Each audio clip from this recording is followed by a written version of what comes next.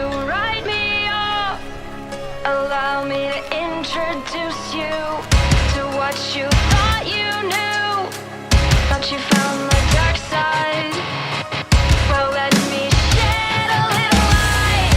Your arrogance is vile, transparent, you can't hide. You've run out of time. Corner in the warning before I judging what you think you see, watching you, watching me, blinded in your mind. I'm not making me. You're invited to invade. Pull the ring on your grenade. See how far you get. See how fast you fade out. To see how fast you fade out.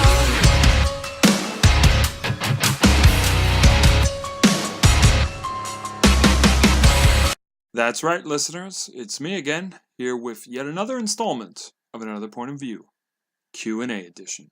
We're off to a rather interesting start with the previous episode, to say the least. I'm enjoying every minute of these, so I figured I'd do another round. So bring it on. Okay. Question. Are you a lefty or a righty in terms of your political views? All right, so I want to say a few things before I answer your question. First off, I want to say great question. As an individual who likes to take time to do this show, with one of my objectives being to inform others, from time to time I can completely respect my listening audience wanting to know what political leanings I personally hold. After all, I'm human. I have biases just like everyone else. I do my very best to not let them cloud my judgment when I do topics, but ultimately people have the right to know where I stand ideologically on the political spectrum. To the person who asked this question, though, understand that this question requires a lot of context. And listeners who aren't familiar with what it means to be politically left, quote, or quote, right, might not understand my answer. So I want to frame the question properly so that my answer is more clearly understood. So the distinction that is given between the political left and the political right is, and I quote, left-wing beliefs are liberal in that they believe society is best served when an expanded role is given for the government. People on the right tend to believe that the best outcome for society is achieved when individual rights and civil liberties are paramount and the role, and especially the power of the government, is minimized.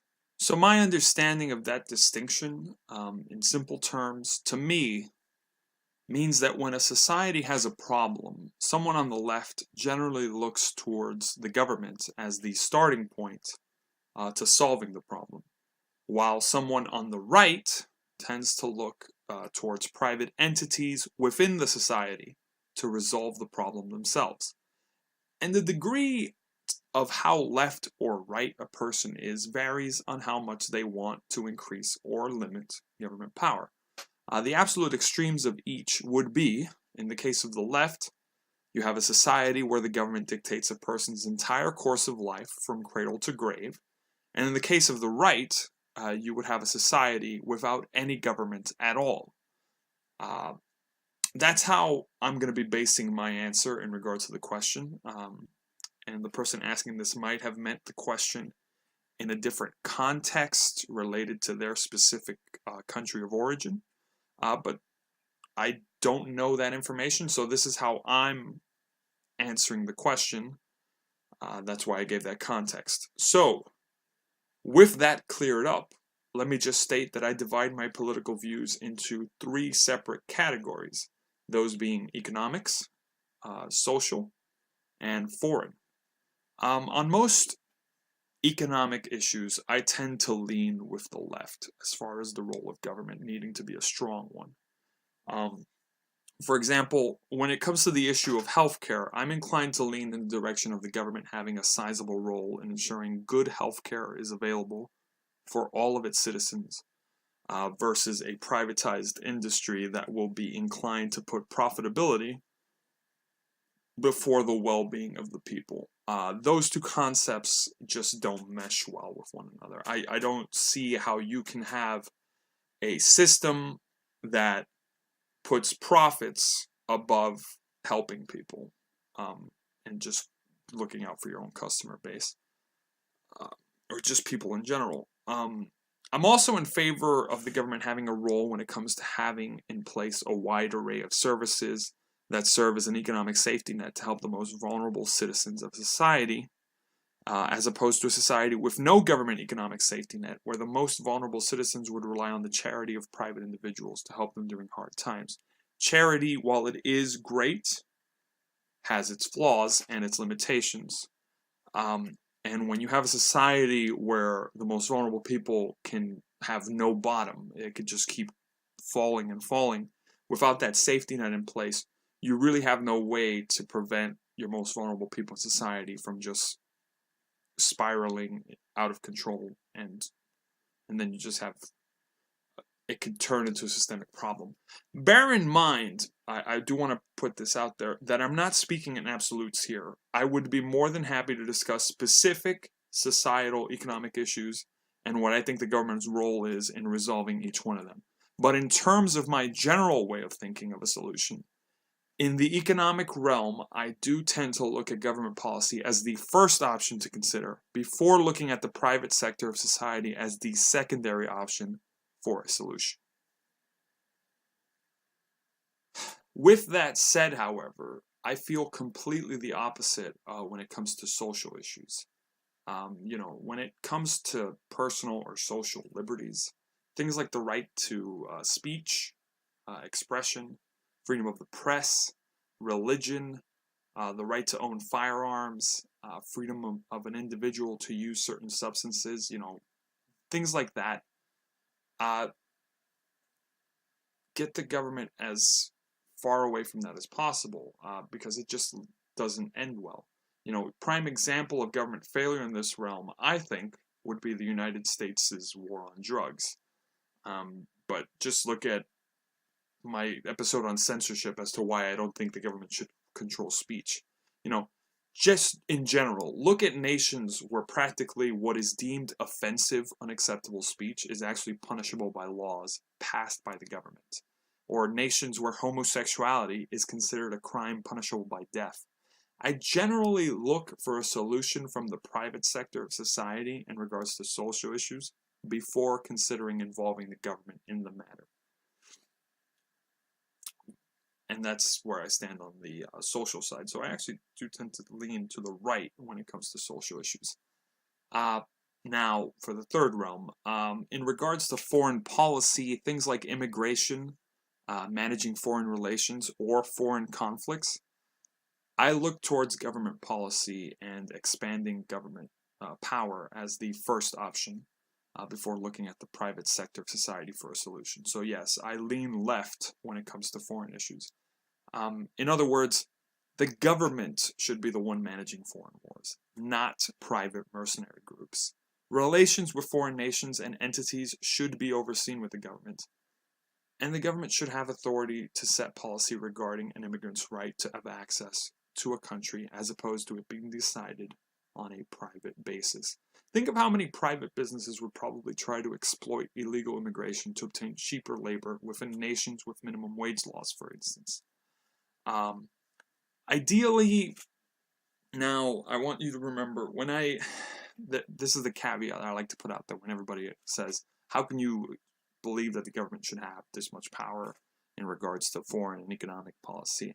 Again, understand that I'm not speaking in absolutes, but when I refer to the government, I'm thinking of one where the people have the power to elect officials into government positions, or basically a government where the citizenry, they have representation. I'm aware that not all governments are like that, but really look at my positions for a second. Even at its most extreme, if a government was given the powers mostly in the areas I stated and absolutely no power in the realm of social issues, the citizenry would have a voice to foment dissent from within and the ability to arm themselves to overthrow such a tyrannical government in favor of a more representative one. Again, I am talking about through a coup.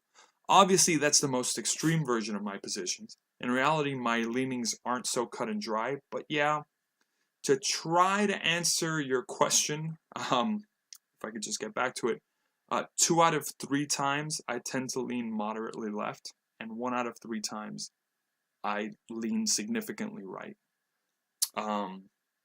So I guess by rule of majority, 2/3 of the time I'm left, so I lean more to the left than I do to the right.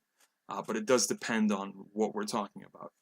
With that said, if you want to know my stance or leanings on any specific political issue, feel free to send me any follow-up questions that derive from this general question.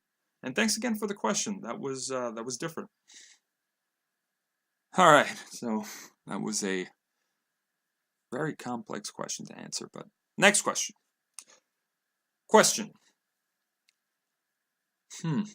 How does it feel to have been wrong about Syria?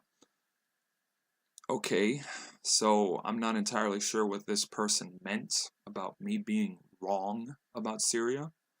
I can only speculate they're referring to the fact that I have expressed a significant amount of disdain towards Syria's head of state, also known as Bashar al-Assad, and I've done this throughout various seasons of the show. So I guess this person is telling me I was wrong for rooting against Assad, wanting him to lose. My response to the question is I don't feel wrong for rooting against a dictator who figured that the best choice of action when he faced nonviolent protesters that wanted him out of power in the early 2010s. When your best course of action in your mind is to use military force or armed thugs to silence your opposition, I don't feel wrong for rooting against you. Assad's forces may have been fighting the Islamic State, ISIS, in Syria, but guess what? ISIS is basically a group that is at war with everyone else. If you're ISIS, you're gonna find yourself fighting good and bad people. I mean, if ISIS was fighting a war against North Korean officials and, forces loyal to Kim Jong-un, would I be wrong to root for both sides to lose? I can root against ISIS and want them to lose while still rooting against Assad. So, I don't feel wrong for thinking Assad refusing to peacefully exit power when he had the chance, instead of going guns blazing against everyone opposed to his rule. I don't feel wrong for thinking that would have been the better course of action for the country of Syria in the long term. I mean, look at what his choice ended up causing. Almost 250,000 people are dead, maybe more at this point. Cities in Syria have been left in absolute ruins.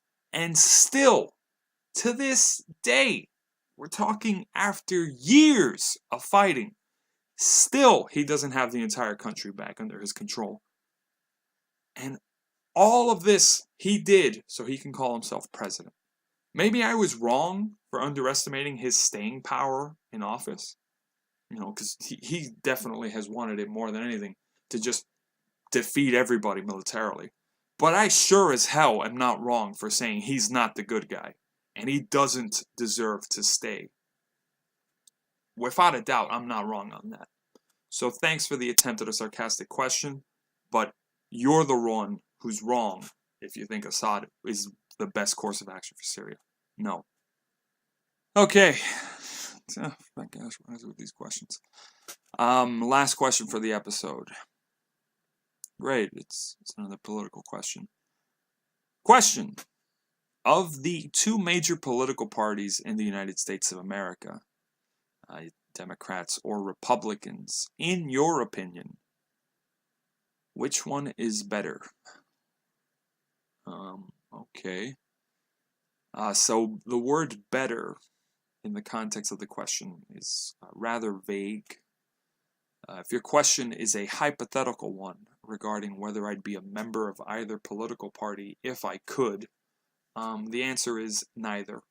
But you didn't really ask me that. You asked which one I thought was, quote, better. Which again, that's a vague thing to ask, but I'll entertain the question. So, if I had to judge both political parties to decide which one I thought was better, the metrics I think would be fair to use, which I would use, would include policy platform, effectiveness in pushing their agendas while in power, and the pragmatism of each party's respective leadership. And when I do use those metrics to decide which party is better, in my opinion, I'd have to say it's the Republican Party of the United States. Some of you might be surprised by this answer, given what I said earlier on in the show, but if you really look at the current state of the Democratic Party in the United States, it's an absolute joke. It's completely their fault. The leadership of the Democratic Party in the United States has no backbone. They hardly stand for anything when it comes to relevant economic or foreign policy issues. When you ask them about, when you ask the leadership about creating a better healthcare system in the United States, they don't have any suggestion. It's just, keep the Affordable Care Act. It doesn't work. And what have they done about foreign wars that the U.S. has been involved in for years now? I mean, honestly, I don't think they have any significant economic plan, and they have no idea what to do about foreign policy. They're barely any different on foreign policy when it comes to the other party. But the leadership of that party blatantly disregards its own voter base. You need only look at what the Democrats have done in the last 30 years to realize they're absolutely horrendous as a party when it comes to getting things done. I mean, under Bill Clinton, the North American Free Trade Agreement was passed, NAFTA, basically, and it essentially helped create the Rust Belt states of today because it let manufacturing companies send their factories to Mexico because union workers cost too much. And you also had, under Bill Clinton's presidency, the USA saw the repeal of Glass-Steagall, which served as the foundation for creating banking institutions that are, as they were called in the financial recession of 2008, quote, too big to fail, making it so that the taxpayers, American taxpayers, had to bail out these banking institutions that, of their own fault, got into the situations that they got into. And then, let's talk about that time period. Under the presidency of Barack Obama, the United States not only maintained its presence and involvement in all foreign wars that it was already involved in, well past the point of needing to continue them. I mean, can any American listener, this is a challenge, can any American listener give a valid reason why the USA is still involved in Afghanistan after, almost 17 years, soon to be 18? What's the point of being in Afghanistan? You got bin Laden back in 2012, 2011. But look at what Obama did. Obama also got the U.S. involved in more nations militarily when it had very little reason to get involved in them. While he also had no apparent end game or vision about what was going to happen after the dust settled. I'm getting all riled up. The best example of what I'm talking about is Libya. I mean, the Americans toppled Gaddafi, and now the country's basically a failed state. No plan whatsoever. That he took a country that was under a dictatorship and left it completely leaderless and just, there you go. Failed state, right there. What was the point of it? What was the point of it? This isn't to say that the Republican Party's leadership doesn't have atrocious policy positions that I completely disagree with. I mean, after all, Democrats might have Libya, but the Republicans have Iraq, and there is no question which one of those conflicts cost the American taxpayers more money. If I was an American taxpayer, I would be pissed. But you also have the Patriot Act and the creation of the NSA, the National Security Agency, and that spies on American citizens and basically got rid of due process. How on earth Americans put up with that, I'll never understand. You have your own government spying on you, and it's been allowed to continue under both Republican and Democrat leadership. But hey, at least I know where the Republican Party stands on most issues. The party is pretty much pro-gun, it's anti-abortion, it's against illegal immigration, and it's generally in favor of tax cuts, most of which, let's be honest, benefit the wealthy. But more to their credit, the Republicans actually get things done when they have power in the government. They passed their tax plan. President Donald Trump got his tariffs through on China, and illegal immigration into the United States is being cracked down with the closest thing to a zero-tolerance policy that I have ever seen. The U.S. Supreme Court, this is a testament to how much the Republicans can get done when they actually have the power to get things done. The U.S. Supreme Court has essentially now become a solid majority Republican court, with the recent confirmations of Neil Gorsuch and Brett Kavanaugh. The majority of governorships in the United States are Republican. If that doesn't tell you something, that at the federal level and at the state level, the Republicans beat the Democrats, if that doesn't tell you which party is better, I don't know what does. The leadership of the Democratic Party of the United States is basically losers. They tend to lose at the local level, the state level, and the federal level. They don't have a backbone. They don't get things done. But worse, they're corrupt and bought losers. It's like they're paid to lose. Democrats were considered the party of the people at one point, but they sold out to corporate lobbyists, admittedly just like the Republicans. But the Democrats cheat and use underhanded tactics against their opponents in such a transparent way. And most of the time, they cheat their own members who actually want to reform the party for the better. It is a fact that Hillary Clinton basically stole the 2016 primary from Senator Bernie Sanders. And individuals who helped her saw no backlash for their actions. Sure, Debbie Wasserman Schultz, she resigned as DNC chair, but she was reelected as a representative in her own district that same year. And speculation is she might have cheated her own Democratic primary opponent. So yeah, that's my answer. In my opinion, the Republican Party of America is better. They're better at getting things done, they're better at being clear with their messaging, and they're very pragmatic when they need to be to getting things accomplished and getting their way. Would I ever be a member of either of those political parties if I could and had the opportunity? Hell no. They're both horrible, and it is a shame that the United States of America has no serious choice in regards to a political third party. An absolute shame. Americans, you can do better. You have more than 2 options for cereal. You have multiple cable channels. You are a nation that prides itself on choice. Why do you settle for just 2 crummy political parties, both of which screw you half the time? You can do better. All right, rant over. I'm going to call it a day for this installment. Take care, listeners, and until next time, see ya.